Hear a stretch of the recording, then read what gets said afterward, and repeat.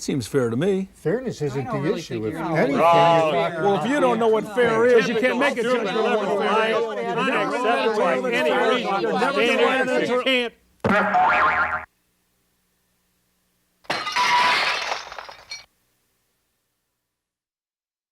Donnybrook is made possible through the generous support of the members of KETC. A renovated Gateway Arch and some controversy. What else is new? Among the topics we'll discuss on this edition of Donnybrook. Thanks so much for joining us. Good to have you aboard, and great to have our friends at the Gatesworth making this program possible, as you do week in and week out. Let's meet our panelists, starting with the media veteran herself, Wendy Wiese, along with one of our founders, Mr. Bill McClellan from the St. Louis Post-Dispatch. Another founder, Mr. Ray Hartmann from St. Louis Magazine, and from the St. Louis American, STLmag.com, and apparently some interesting hat store. What a chapeau, Alvin Reid. Hey, happy birthday, America. A day late. Yeah. Oh my gosh. Well, this is PBS. All right, where do we start tonight? How about with you, Mr. Chapeau? Let's talk about the ribbon cutting ceremony this week for the renovated Gateway Arch Park, now known as the National Gateway Arch Park. Leaders got together, I don't know, 16 or 20, and they cut the ribbon.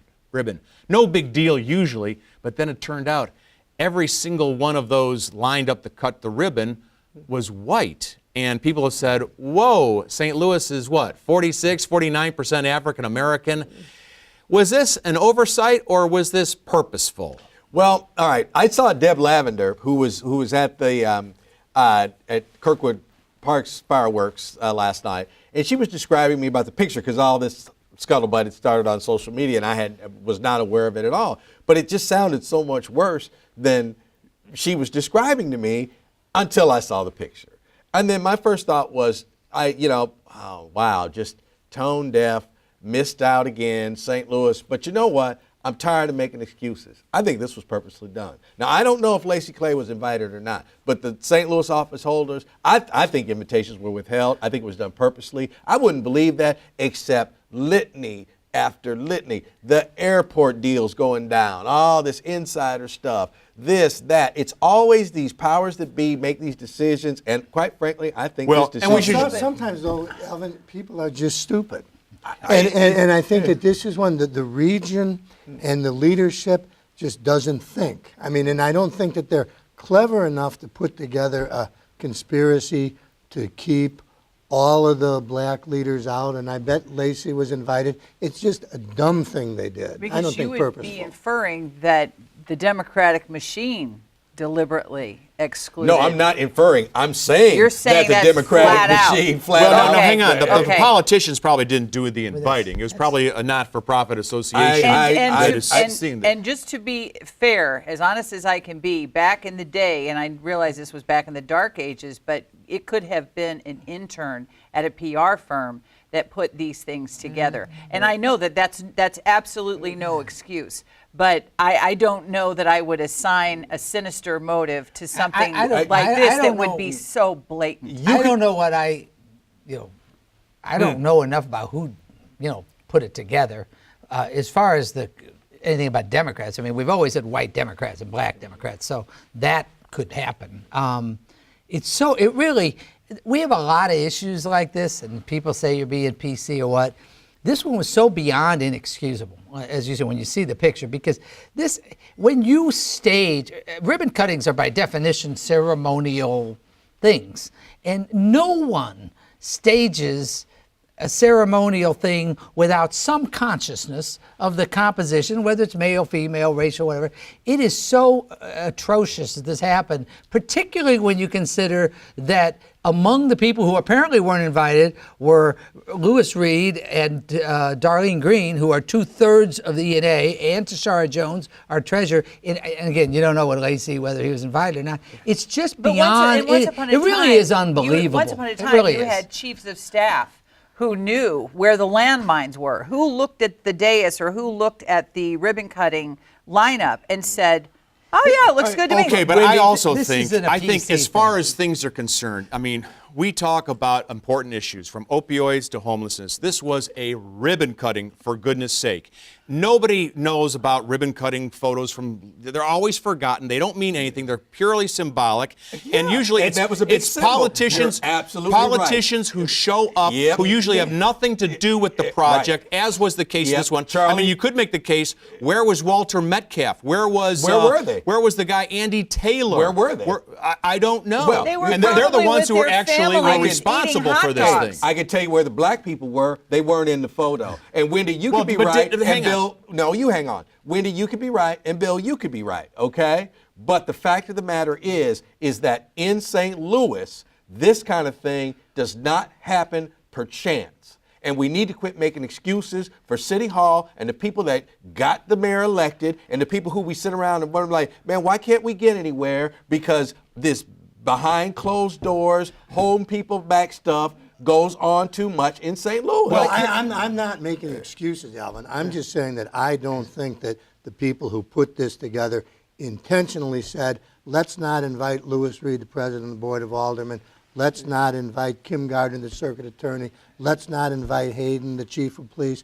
I mean, I think that they just do these things unconsciously and dumb. And respectfully to Bruce Franks, and he certainly knows about violence with his family history, and the loss of his brother. Do you think if you ask the families of people who have lost kids, what is more important, a ribbon cutting or the numbers of homicides? I just think I'm not that there's arguing a. that. I We're know. talking about the ribbon cutting with no black people in it, and I'm not. But here's the thing. I'm giving That's the the whole whole point. point. Yeah. We have to understand. Was Lacey Clay invited? If he was invited and chose The not rest of to this is- attend, That wouldn't then fix that this. changes things. No, it doesn't really. Well, but Not every one why out of wasn't, for 23? example, the MC, Ozzie Smith, part of the ribbon cutting? I mean, that's a good question. Was he in the picture? Well, he No. was the MC. Was he in the What picture, happened to Charlie? him? Was he in the picture? No, he wasn't. Was that the was that I his would- choice or someone I would else's have to choice? believe that we are 1962 Charleston, South Carolina, to believe that this was done deliberately. And I'm sorry, I can't go Okay, there. all right, And okay, it's well, not my experience. now let's I- move I- on. Let's move on to the next Good for topic. Bruce Okay. Franks that he's having But this. okay, you say Bruce Franks. What That's did Bruce interesting. Franks do to advance the renovation of the arch? Or do we just have people Well, there's there? a lot of people in that picture who didn't do anything to advance the renovation of the arch, I bet. Well, I bet some did and some Most didn't. Right, That's, some that's, did and that's why some the whole didn't. thing's No, kind I'm of just phony glad to it begin What did Begin with. with. Lyda Cruson do to advance the art? Well, she was on the board of aldermen. All right, and so Okay. are these other people. Right. The one Louis person Reed that was should have president. been there was Percy Green. Hopefully he'll be there tomorrow when they do the Percy this up. Green? Yes. An activist? Yeah. Why? Who scaled the He's Gateway claimed Arch it as to one of So those protest? why would that have famous anything to do with the renovation, the $380 million renovation of the arch? I think if I Percy have should- to under the explain big it to rate. you, Yeah. then the argument that I just made is very much bolstered. Okay, well, that may be true. All right, I thought it would be those who actually had something to do with the renovation of the arch, and some of those people were not there.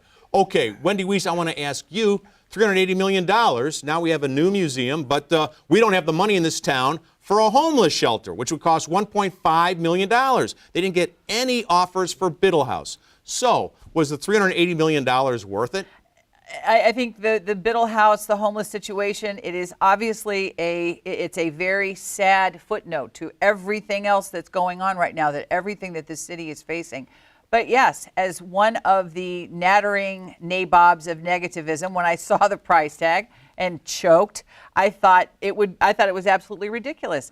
I think it's actually pretty nice. I think it's a wonderful thing for this city, and it couldn't come at a better time. There is a lot, we're used to it. We're used to the arch, but outside of our region, there are a lot of people who think in the world who think of coming here just because of what that arch symbolizes. So yes, I think it's fantastic. As an overspending liberal, I supported it from the beginning, just because it's what I do. But I think that it's a great investment. You can't take every initiative, every investment, and balance it against Social things that we ills. need. I mean, obviously, we agree about needing to address many of the things you're talking about, all of them.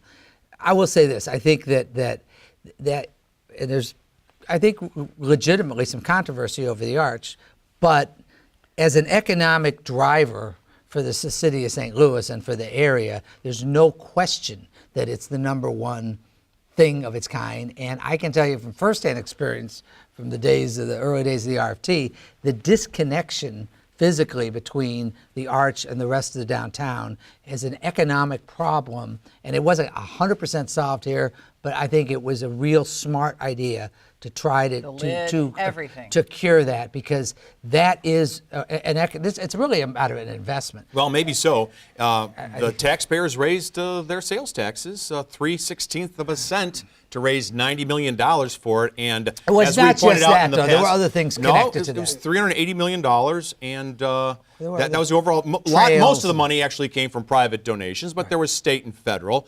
But I do believe we did become the first city or state in the nation to actually pull out our own wallets and pocketbooks to fund the renovation of a national park. So maybe that's the trend and we're leading the way, but it's completely different from what's been happening. It was a good in the past. investment is what I'm saying. It was a good investment.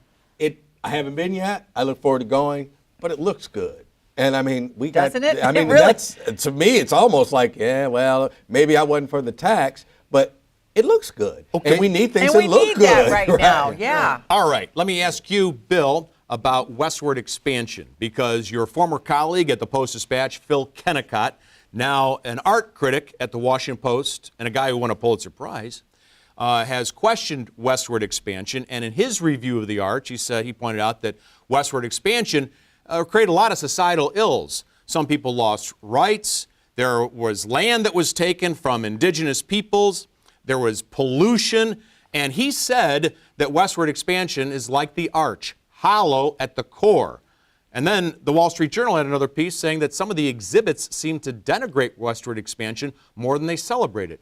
What do you make of this? Well, I read Philip's piece in the Washington Post, and he's an elegant writer, and I didn't get everything he was saying.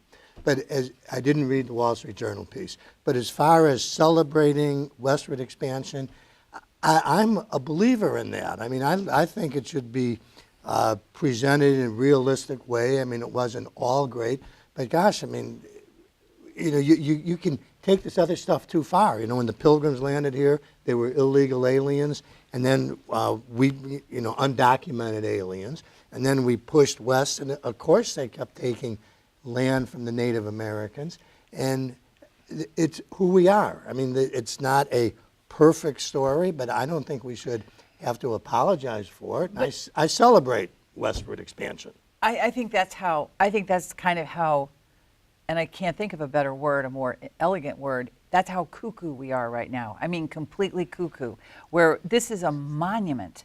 This is a monument. He is putting a lot at the feet of the monument. I mean, now people are talking about changing Mount Rushmore. I'm sorry. I think that's unspooled. I think that's absolutely unspooled. I did find the article to be very condescending. I did find it. He's talking about the what happened to the American Indians. He's putting that at the foot of the base of the arch. I think that's crazy. We're talking about two articles, admittedly, not everybody's read, and I've only read them because they were assigned by our fearless leader. Read them both. I did my homework. I read them both quickly. Ray. And I'm just kidding. No, and it's interesting when you look at them together, because I think there is somewhere in the middle.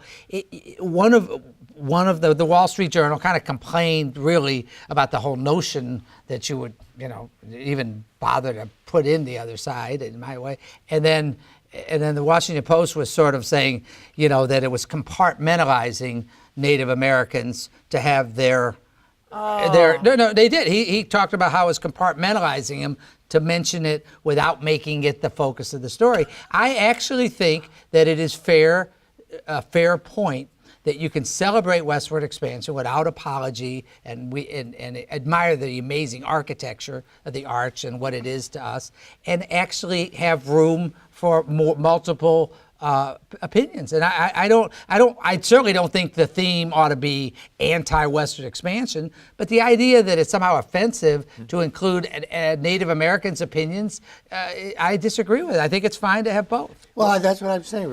A realistic thing. I mean, but not apologizing. No, for but it. I mean, there's a question of whether in the past it's not been that; it's been one side. Right. But it's a monument, right? I mean, Yeah, I but don't it's a think monument we're to all not saying, points. "Hey, pop the champagne corks." This was yet another, Right.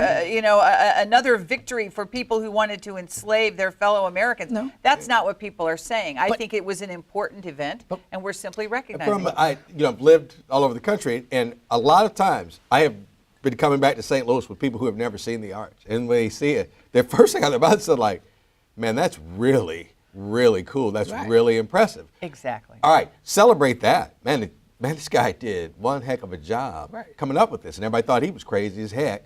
It's beautiful.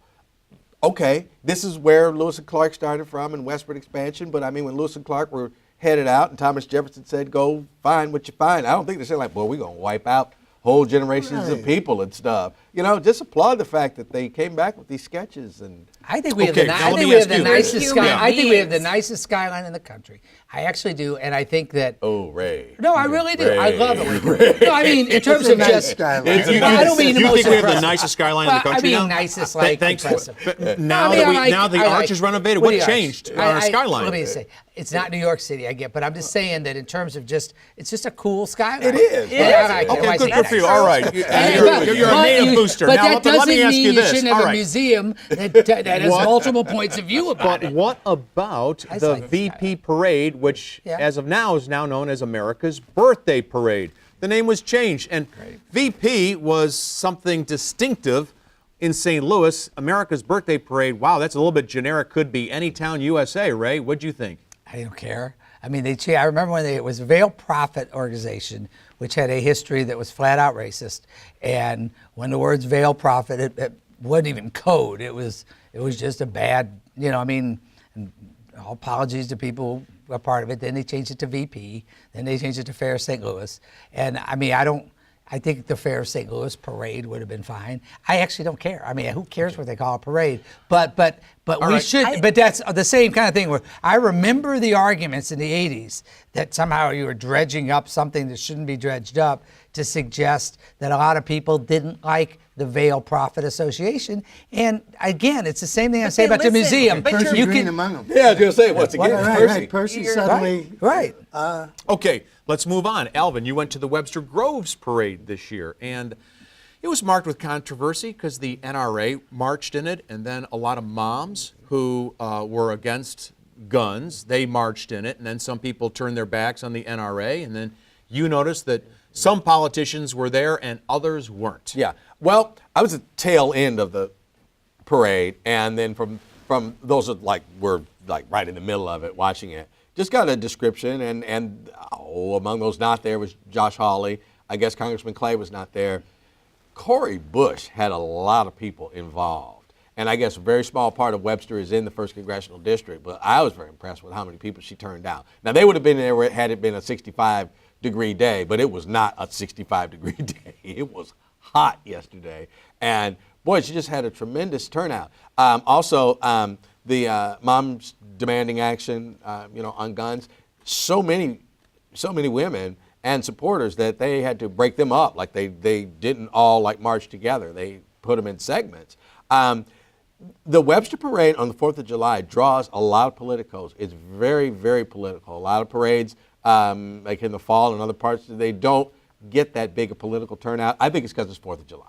But yes. It's a tradition. Huh? Yes. Well, see, I don't have a dog on the hunt. I don't live in Webster, and so I really don't have anything to say except that it would turn me off if the NRA is marching in it and then a counter march to the NRA. That's not what I'm looking for in a holiday. Well, I think it's it's what the 4th of July is about.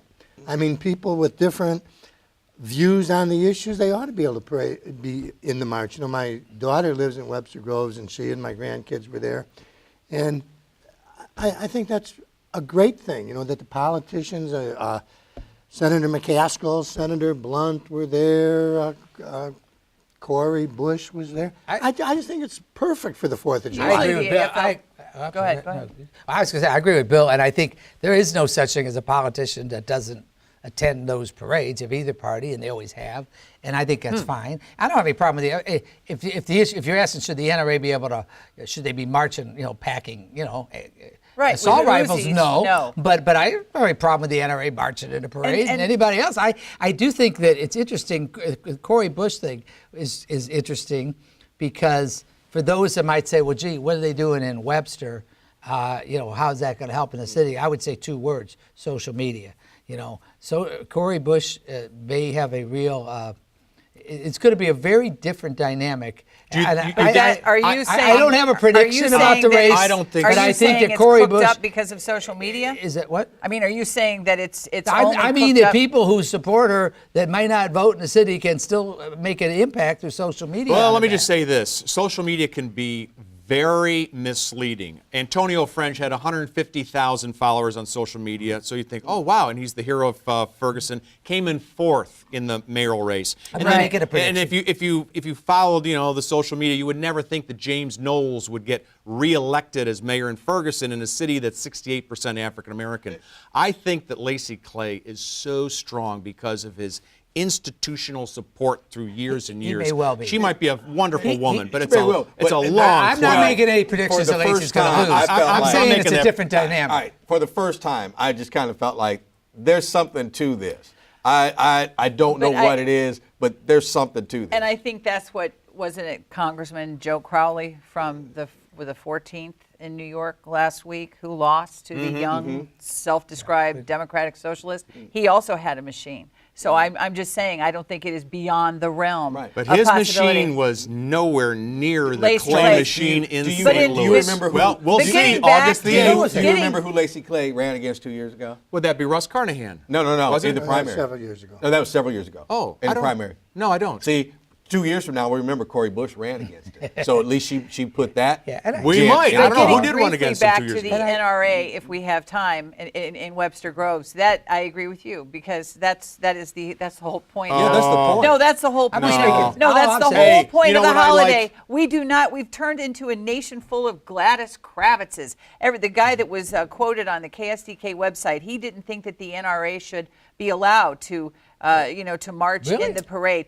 We have a right in this country to be wrong. You know what I'm saying? Well, we you have know a what? right I got to to tell be you wrong. something. Why The should- I great mean- parades don't have the That's what- politicians, that's do they? I mean, does the Macy's parade include all these groups? Oh, I think yes, it yes, has of course it does. floats, it has Swarming marching with bands, it has dancing men and Dancing women. bears It and- has Charlie, Broadway every- stars. None of this NRA They stuff. swarm the parade. Yes, Right. I don't know if Yeah, that's yeah, true. yeah. I There don't know. are stars. parades Yeah. that are all, Anybody- only based on I would politics. rather see baseball players, Muni stars, and others as opposed to the NRA and counter demonstrations. Come on, can we have one day away from all that?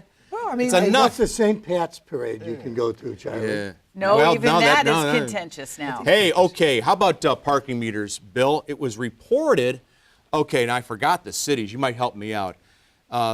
Lauren Traeger of KMOV, along with the Riverfront Times, have discovered that last year we had 300,000 parking tickets in the city of St. Louis, and that is more than I think, Nashville and 2 other cities like Kansas City was one of Kansas them. City and maybe Cincinnati combined. Too many parking tickets in St. Louis? Oh, yeah. I mean, when I was writing 4 columns a week for the paper, I used to get tons of complaints from people about parking tickets. They went downtown and they got a parking ticket and they're not going to come back, or they got a parking ticket and they shouldn't have. This zeal to give out all these parking tickets backfires on the city. And when I read that story in the RFT, where I did my homework, Ray, and it's a good place to do your homework. Right?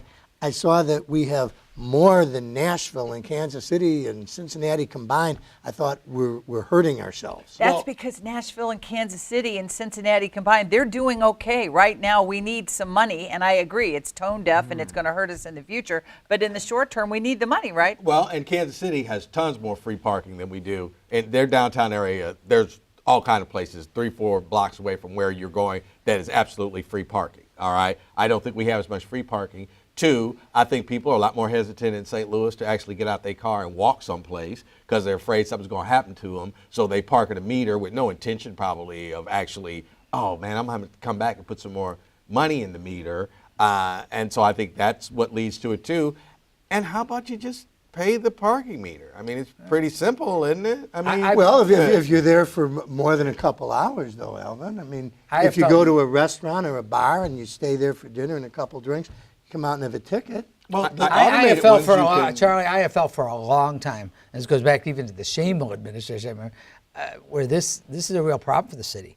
And the reason, particularly, forget about comparing us to Nashville. Talk about the city versus other parts of St. Louis in terms of restaurants, in terms of people wanting to come in. To your point, Bill, it is, if people get parking tickets, particularly if they're expensive parking tickets, it doesn't help the city compete with the surrounding areas. Right. It doesn't help St. Louis. I understand you're going to have parking meter enforcement. No, here's what But happened. I think that Here's to view the it real as a thing. big revenue What source happened is isn't so smart. Larry Williams, the predecessor to Right. Tashara Jones, became a developer, and he started building parking garages, and the Treasurer's Office still has to pay off those bonds. So the Treasurer's Office, which actually controls the parking meters in this city, has to raise revenue through the parking meters to I'm not meet its critic- financial obligations. I'm So not we should criticizing just, so them, we should no. just have free street parking in the city of St. Louis. I don't know what we can do. So we got to pay off those parking garages. Charlie, I'm not criticizing Tashara Jones for doing her job. She's got to enforce the law. My point is we shouldn't be celebrating big revenues from parking meters and thinking there is no downside to them. And Oh, when I agree. That's all I'm I mean, saying. who And in wants a ticket? enforcement. All right.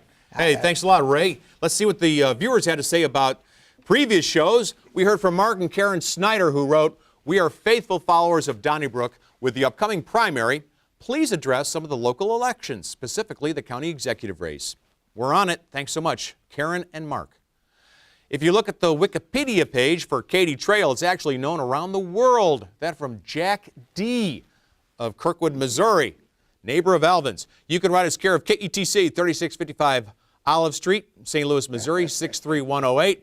Don't forget those emails, letters at ketc.org, and those tweets, hashtag Donnybrook STL, because Wendy and I will be reading those in just a matter of moments on your turn when we take your phone calls. So thanks to everybody for joining us tonight, but don't go away. Donnybrook is made possible through the generous support of the members of KETC.